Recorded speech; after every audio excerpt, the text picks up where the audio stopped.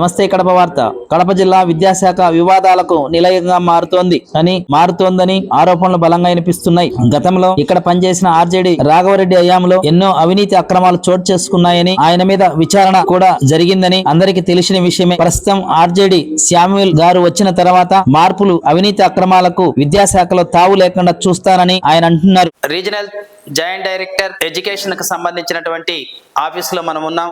గతంలో ఇక్కడ అనేక అవకతవకలు, ఆరోపణలకు సంబంధించి ఇక్కడ ఉన్నటువంటి ఆర్జేడీ గారు గవర్నమెంట్ కి హ్యాండ్ ఓవర్ చేయడం జరిగింది.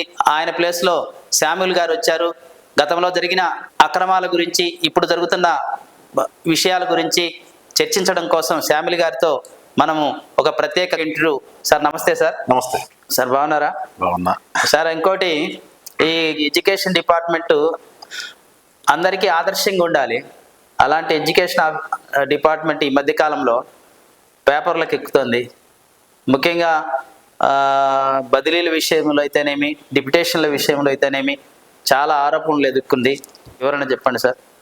ఇప్పుడు గత కొద్ది రోజులుగా మా స్కూల్ ఎడ్యుకేషన్ కమిషనర్ గారు తీసుకొచ్చినటువంటి కొన్ని సంస్కరణలు డిపార్ట్మెంట్లో చాలా రకాలైనటువంటి మార్పులకు కారణమైనాయి. ముఖ్యంగా ఏదైతే ఇప్పుడు వర్క్ అడ్జస్ట్మెంట్ పేరుతో గత 10-15 డేస్గా మేము వర్కౌట్ చేశామో, గతంలో వర్క్ అడ్జస్ట్మెంట్ అంటే మాన్యువల్గా విత్ ఇన్ ది మండలంలో కానీ బయట మండలాల్లో కానీ మాన్యువల్గా జరిగేటువంటి పరిస్థితి.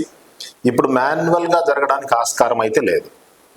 ఎక్కడైనా సరే ఒక టీచర్ నీడ్ ఉందా లేకపోతే సర్ప్లస్లో ఉన్నాడా అనేటువంటిది మేము యూడైస్ డేటా ప్రకారం ఐడెంటిఫై చేసి, ఆ యూడైస్ ప్రకారం ఐడెంటిఫై చేసినటువంటి క్యాండిడేట్ ఒకవేళ సర్ప్లస్ అయితే ఆన్లైన్ ద్వారా మాత్రమే ప్రొవిజన్ ఇచ్చి అతనికి సూటబుల్ ప్లేస్లో అపాయింట్ చేయటం అనేటువంటి జరిగింది. గత 15 డేస్లో వర్క్ అడ్జస్ట్మెంట్ అయితే బాగా జరిగింది. సుమారుగా ఈ రాయలసీమ జోన్లో ఉన్నటువంటి 8 జిల్లాల్లో వర్క్ అడ్జస్ట్మెంట్ ప్రాసెస్ అయితే కంప్లీట్ అయింది. ఈ వర్క్ అడ్జస్ట్మెంట్ ప్రాసెస్ కంప్లీట్ అయిన తర్వాత ఇప్పుడున్న పరిస్థితి చూస్తే జిల్లాలో 8 జిల్లాల్లో కూడా ఎక్కడా కూడా అక్రమంగా డిప్యుటేషన్ వేసినటువంటి పరిస్థితి అయితే జరగలేదు. ఇది కమిషనర్ గారు, సెక్రటరీ గారు తీసుకొచ్చినటువంటి ఆన్లైన్ మార్పు. ఇది ఆ మార్పు ప్రకారం జరుగుతుంది. కమిషనర్ గారు స్పెసిఫిక్గా అందరికీ కూడా ఇన్స్ట్రక్షన్స్ ఇచ్చారు. ఏ ఒక్క టీచర్ని కూడా డెప్యుటేషన్ వేయకూడదు. డెప్యుటేషన్ వేసేటువంటి అధికారం డిఈఓకి, ఆర్జేడీకి లేదు. ఓన్లీ గవర్నమెంట్కి మాత్రమే ఉంటుంది. సో ఆ పాలసీ తీసుకురావడం. సార్, గతంలో డిప్యుటేషన్ల మీద ఇప్పుడు కూడా మీ ఆఫీసులో కూడా చాలా మంది ఇక్కడే పాతుకుపోయారని చెప్పి ఇప్పుడు మా ఆఫీసులో ఉన్నటువంటిది మా ఆఫీస్ స్టాఫే ఉంటారు. ఏదైనా సరే ఇప్పుడు junior assistant, senior assistant, superintendent, AD వీళ్ళు మాత్రమే ఉంటారు. వీళ్ళు కాకుండా ఎవరైనా సరే టీచర్ ఉంటే మాత్రం ఈ క్షణమైనా సరే డెప్యుటేషన్. అట్లే కాదు సార్, నా ఉద్దేశం మీరు టీచర్లని కాదు, ఇక్కడ మీ ఆఫీస్ వర్కింగ్ స్టాఫ్, టీచర్లు కాకుండా వర్కింగ్ స్టాఫ్, రెగ్యులర్ స్టాఫే ఉంటారు. రెగ్యులర్ స్టాఫ్ కూడా చాలా మంది, కొంతమంది డిప్యుటేషన్ ఉన్నారు, ఆరోపణలు ఉన్నాయి. ఒకవేళ ఏదైనా సరే డిప్యుటేషన్స్ ఉంటే నేను వెరిఫై చేస్తాను. ఒకవేళ డిప్యుటేషన్ ఇర్రెగ్యులర్ డిప్యుటేషన్ అయితే ఖచ్చితంగా క్యాన్సిల్ చేసి బయటికి పంపించేస్తాను. Okay sir. దాంతోపాటు మన ఈ ప్రైవేట్ స్కూల్స్ కు సంబంధించి రెన్యువల్స్ ప్రక్రియ ఏ విధంగా ఉంది సార్? ఇప్పుడు ఓ రకంగా నేను వచ్చిన తర్వాత గత 2 నెలల కాలంలో వచ్చేటువంటి అన్ని కూడా మరి ఆన్లైన్ ద్వారా వచ్చినటువంటి అప్లికేషన్లు మాత్రం మేము పరిశీలిస్తున్నాం. ఆఫ్లైన్ ద్వారా ఎక్కడ అప్లికేషన్ తీసుకోము. రెండోది, గత కొన్ని నెలలుగా మా కమిషనరు, సెక్రటరీ గారు ఇచ్చినటువంటి గైడ్లైన్స్ ప్రకారం ఓన్లీ ఆన్లైన్ మాత్రమే చేస్తున్నాము. ఏదైనా సరే ప్రైవేట్ స్కూల్స్ కాకుండా రిమైనింగ్ సర్వీస్ మ్యాటర్స్ కానీ హెడ్ మాస్టర్లు, టీచర్లు, ఎంఈఓలు వీళ్ళకి సంబంధించిన సర్వీస్ మ్యాటర్స్ కూడా ఈ ఆఫీస్ ద్వారానే పరిష్కారం చేస్తాం. ఓకే. కానీ ఎంప్లాయీ కూడా ఏ ప్రైవేట్ స్కూల్ సంబంధించిన వాళ్ళు కూడా ఈ ఆఫీస్కి రావాల్సిన అవసరమే లేదు. కాదు సార్, ప్రైవేట్ స్కూల్స్ రెన్యువల్స్ ప్రక్రియ ఎలా ఉంది?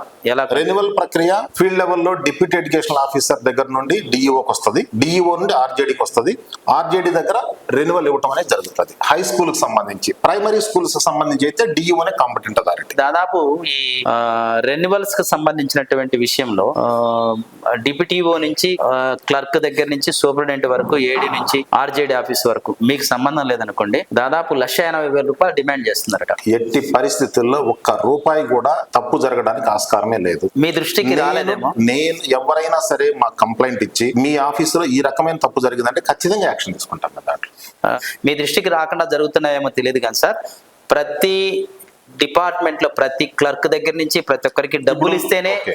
అది రెన్యువల్ ఫైల్. గతంలో ఏం జరిగిందో నాకు తెలియదు. గత 2 నెలలుగా నేను బాగా అబ్జర్వ్ చేస్తున్నా. ఈ ఆఫీసులో ప్రతిదీ కూడా చెక్ చేస్తున్నాము. ఇక్కడ ఏదైనా సరే ఈ ఆఫీస్కి వచ్చేట మా సిస్టమ్ లో కనపడేటువంటి ఫైల్స్ మొత్తం చెక్ చేస్తాము. రీజనబుల్ గా ఉంటే ఇచ్చేస్తాం. నేనేమి ఇక్కడ ఆఫీసులో ఉంటలేదు, అవునులే. కర్నూలులో ఉండేనే పరిష్కారం చేస్తున్నాం. అవునులే సార్. నా దృష్టికి గనక నేను గత 2 నెలల కాలంలో ఏ కంప్లైంట్ అలా ఒకవేళ వస్తే మాత్రం ఇప్పుడు వచ్చినా సరే ఖచ్చితంగా యాక్షన్. కాదు సార్, మీరు అంటున్నారు కదా ఆన్లైన్ ప్రక్రియ అన్నారు. ఆన్లైన్ ప్రక్రియ కాకుండా ఆఫ్లైన్ లో కూడా అడుగుతున్నారట మీ వాళ్ళు కింద వాళ్ళు డియు అసలు ఆఫీస్ నుంచి offline లో ఇక్కడ కింద ఉన్నటువంటి ఇక్కడ మీ ఆఫీస్ లో ఉన్నటువంటి స్టాఫ్ ఉన్నారు కదా, ఇక్కడ అధికారులు కానీ వాళ్ళు కూడా ఆఫ్లైన్ కి సంబంధించి ఫైల్ అడుగుతున్నారు. ఆన్లైన్ ప్రక్రియ అనేది గత 2 నెలలు మాత్రమే కాదు, నాకు తెలిసి గత సంవత్సర కాలంగా కూడా ఆన్లైన్ ప్రక్రియ జరిగింది. ఒకవేళ ఎవరైనా సరే స్పెసిఫిక్ గా గనక కంప్లైంట్ గనక చేస్తే మాత్రం ఖచ్చితంగా ఏ స్కూల్ వాళ్ళు చేసినా ఖచ్చితంగా మా డివైఓ కావచ్చు, డిఈఓ కావచ్చు, మా ఆఫీస్ స్టాఫ్ కావచ్చు, ఎవరి మీద సరే యాక్షన్ తీసుకుంటాం. రీసెంట్ గా ఒక రెన్యువల్ కి సంబంధించి ఒక వేంపల్లె మండలం స్కూల్ కి దాదాపు 40,000 రూపాయలు మామూలు తీసుకున్నారని చెప్పి ఆరోపణలు ఉన్నాయి. ముందు 80,000 అడిగారంట ఈ ఆఫీస్ కి. 80,000 అడిగితే లేదు మాకు ఇబ్బంది ఉంది చిన్న స్కూల్ అని అంటే 40,000కి తీసుకొని ఫైల్ సంతకం పెట్టకపోతే మీరు అరిసిన తర్వాత ఫైల్ మూవ్ అయిపోయిందంట. ఒకటి అట్లాంటి కంప్లైంట్ కూడా నాకు రాలే. ఎవరైనా ప్రైవేట్ స్కూల్ వాళ్ళు ఏం భయపడాల్సిన అవసరం లేదు. ఏదైనా సరే ఇట్లాంటి ఇష్యూస్ ఉంటే నా దృష్టికి తీసుకురండి. మీరు చెప్తున్న వేంపల్లి మీద నేను ఎంక్వైరీ చేపిస్తాను ఇప్పుడు. ఓకే. ఆర్జేడి రాఘవరెడ్డి గారికి సంబంధించి ఒకసారి ఆయన పైన వచ్చిన ఆరోపణల మీద విచారణ జరుగుతుంది కదా సార్. జూలై నెలలో ఎంక్వైరీ జరిగింది. ప్రసన్న కుమార్ గారు జూలై 18వ తేదీ ఎంక్వైరీ చేశారు. మరి గవర్నమెంట్ కి రిపోర్ట్ సబ్మిట్ చేసి ఉండొచ్చు. దాని మీద అయితే ఇంతవరకు ఏ సమాచారం కూడా లేదు. అక్కడ ఇప్పుడు రాఘవరెడ్డి గారు ఎక్కడ ఉన్నారు సార్? ఆయన స్టేట్ ఆఫీస్కి వెళ్ళిపోయాడు. స్టేట్ ఆఫీస్ లో ఉంటున్నారా? ఇంకా పోస్టింగ్ ఇచ్చారా? తెలియదు. సార్, ఈ మధ్య కాలంలో మన డియు ఆఫీస్ లో టీచర్లకి మరియు అక్కడ ఉన్నటువంటి స్టాఫ్ గలాట జరిగి ఆరోపణలు వచ్చాయి. దాని మీద మీ వివరణ సార్. ఇప్పుడు డిఓ గారు ఆ విషయం నిర్ధారించడం జరిగింది. ఆ టీచర్స్ డే అవార్డు సంబంధించినటువంటి విషయంలో కొంత గలాట జరిగింది అనేది నిర్ధారించడం జరిగింది. నేను ఒక డిప్యూటీ ఎడ్యుకేషన్ ఆఫీసర్ ద్వారా ఎంక్వైరీ చేయించి యాక్షన్ గలాట అని చెప్తున్నాను. మేడం గలాట అని చెప్తున్నారు. ఓకే. దాని మీద మీ దృష్టికి రాలేదు సార్ ఇంకా? ఎందుకంటే నేను మొన్న సెలవులు అయిపోయింది కదా, సండే మండే. అవును. 2 days గ్యాప్ వచ్చింది. నేను నిన్న వేరే పని మీద రాలేకపోయింది, విజిట్కి వెళ్ళాను. అవునండి. ఈ రోజు వచ్చాను. ముఖ్యంగా ఈ ఎడ్యుకేషన్ డిపార్ట్మెంట్ అది విద్యాశాఖ అన్నది అందరికీ మార్గదర్శకంగా ఉండాలి. అలాంటిది మామూలుగా ఆఫీస్ లో ఎడ్యుకేషన్ డిపార్ట్మెంట్ మార్గదర్శకంగా ఉండాలనేది పక్కా 100% వాస్తవం. అది కొన్ని విలువలకు కట్టుబడి బతకాలి. ఎడ్యుకేషన్ డిపార్ట్మెంట్ లో ఉన్నటువంటి టీచర్లు కానీ నాన్ టీచింగ్ స్టాఫ్ కానీ ఎవరైనా సరే నిజాయితీగా నిబద్ధతతో పనిచేయాల్సిన అవసరం ఉంది. మనం మార్గదర్శకంగా ఉండాలి. విద్యార్థులకు మార్గదర్శకంగా ఉండాల్సిన మనమే గలాట పట్టం అనేటువంటిది కరెక్ట్ కాదు. దీని మీద నేను చర్య తీసుకున్నాను సార్. దాంతో పాటు ఇప్పుడు డిప్యుటేషన్ల మీద ఎంతమంది ఉన్నారు ఏమైనా లిస్ట్ అవుట్ చేశారా సార్? ఇప్పుడు ఏ టీచర్ కూడా డిప్యుటేషన్ లో ఉండడానికి వీల్లేదు. ఫస్ట్ వాళ్ళని ఎట్టి పరిస్థితులు మాతృశాఖకి వెళ్ళిపోవాల్సింది. ఒకవేళ ఎవరైనా సరే డిఓ ఆఫీసులో కానీ ఇక్కడ కానీ ఫారిన్ సర్వీస్ తప్ప, ఫారిన్ సర్వీస్ లో ఉంటారు కొంతమంది సెక్టోరియల్స్, అసిస్టెంట్ సెక్టోరియల్స్ అని, వాళ్ళు కాకుండా ఎవరైనా సరే అనాథరైజ్డ్ గా ఉంటే మాత్రం నేను రేపు ఎల్లుండి యాక్షన్ తీసుకుంటాను. సార్, ఇక్కడ మీకు ఎంఈఓ ఆఫీస్ ఉంది కదా, ఆఫీస్ లో 2 డిప్యుటేషన్ మీద ఉన్నారట. ఈ డిప్యుటేషన్ మీద ఉన్నటువంటి ఎంప్లాయీస్ మొత్తం దాదాపు ప్రైవేట్ స్కూల్స్ దగ్గర నుంచి కానీ టీచర్స్ దగ్గర నుంచి కానీ వాళ్ళు మామూలు వసూలు తీసుకురావడం, ఎంఈఓ గతంలో మొత్తం వీళ్ళు కలెక్షన్ ఏజెంట్స్ గా పనిచేశారని చెప్పి ఆరోపణలు. నేను మీరు ఎవరైతే చెప్తున్నారో ఆ 2 వివరాలు తీసుకుంటా. నేను రేపే వాళ్ళ స్కూల్కి పంపించేస్తాను. అలాగే సార్. ఇంతవరకు ఏమన్నా వాళ్ళని ఏదో అసలు తెలియదు. కంప్లైంట్ అయితే రాలేదు. కంప్లైంట్ వస్తే మన చర్య తీసుకోకపోవడం తప్పు అవుతుంది. అవునులేదు. కంప్లైంట్ ఇప్పుడే మీరు చెప్తున్నారు కాబట్టి ఖచ్చితంగా నేను తీసుకుంటాను. ముఖ్యంగా ఈ ప్రైవేట్ స్కూల్స్ కరస్పాండెంట్ కి రెన్యువల్స్ విషయంలో మీరు ఇచ్చే సందేశం ఏంటి సార్? ఇది మామూలుగా అవకతవకల పైన, ఆరోపణల పైన సంబంధించినటువంటి కరస్పాండెంట్ అయినా సరే రెన్యువల్స్ పై మీ దగ్గర కరెక్ట్ గా ఎలిజిబిలిటీ ఉన్నటువంటిది మీ స్కూల్కి సంబంధించినటువంటి డాక్యుమెంట్లు అన్నీ పెట్టుకుని మీరు ఈ ఆఫీసులో అప్లై చేసుకోవచ్చు. ఈ ఆఫీసులో అప్లై చేసుకున్నటువంటిది డివైఓ దగ్గరికి, డిఈఓ దగ్గరికి, ఆర్జేడి దగ్గరికి వస్తుంది. 1 to 6th అయితే డిఓతోనే ఆగిపోద్ది. 6th to 10th అయితే మాత్రం ఆర్జేడి పరిధికి వస్తుంది. మీరు ఏ ఆఫీస్ చుట్టూ కూడా తిరగబడలేదు. ఏ ఆఫీస్ దగ్గరికి పోవాల్సిన అవసరం లేదు. మీరు అప్లై చేసుకుంటారు, ఎలిజిబిలిటీ ఉంటే ఇచ్చేస్తుంది డిపార్ట్మెంట్, ఎలిజిబిలిటీ లేకపోతే కొర్రీ వెనక్కి పంపిస్తాము, రెక్టిఫై చేసుకుంటే మళ్ళీ ఇస్తాం. అంతే తప్ప ఆఫీసులు చుట్టూ తిరగబడేది అనేది స్పష్టంగా. మామూలుగా ఈ ప్రక్రియ ఎన్ని రోజులు పడుతుంది సార్? మామూలుగా రెన్యువల్స్ ప్రక్రియ అంటే అక్కడ ఉన్నటువంటి అవైలబిలిటీ ఉన్న మెటీరియల్ బట్టి, డాక్యుమెంట్లు ఏదన్నా, ఇప్పుడు ఫైర్ సర్టిఫికేట్ కావాలి, ఫైర్ సర్టిఫికేట్ ఉంటే ఆటోమేటిక్గా చేస్తాం. లేదు స్ట్రక్చరల్ సౌండ్నెస్ కావాలి, ఇట్లా కొన్ని అవైలబుల్ కొన్ని మెటీరియల్ అయితే అవసరం అవుతుంది. అంటే పేపర్ రూపంలో సీలు, ఇప్పుడు శానిటేషన్ సర్టిఫికేట్ కానీ లేకపోతే మున్సిపాలిటీ ఎన్ఓసీలు ఇట్లాంటివి ఉంటాయి. అవి ఉంటే ఆటోమేటిక్గా ఒక 1 వీక్ 10 days అన్ని పరిధులు అయిపోతాయి. కానీ 2 months 3 months కూడా పడుతుంది. ఎట్టి పరిస్థితులు అట్లాంటివి జరగడానికి లేదు. అట్లాంటి ప్రాబ్లం ఏదైనా వచ్చినప్పుడు నన్ను కన్సల్ట్ అయితే నేను సాల్వ్ చేసేస్తాను. సార్ ఇంకా ఒక స్కూల్లోనే కాలేజ్ పెట్టాలనుకున్నారు అనుకోండి, ఆ కాలేజ్ పెట్టాలనుకుంటే వాళ్ళకి కాలేజ్ పెట్టడానికి పర్మిషన్ అయితే ఇచ్చేటువంటి అధికారం అయితే డిఓకి ఉండదు, ఆర్జేడీకి ఉండదు. ఎందుకంటే అది గవర్నమెంట్ పరిధే. ఒకవేళ అట్లా ఒకే స్కూలు ప్లస్ కాలేజీ 2 ఇవ్వడం అనేటువంటిది నామ్స్ లో కూడా లేదు.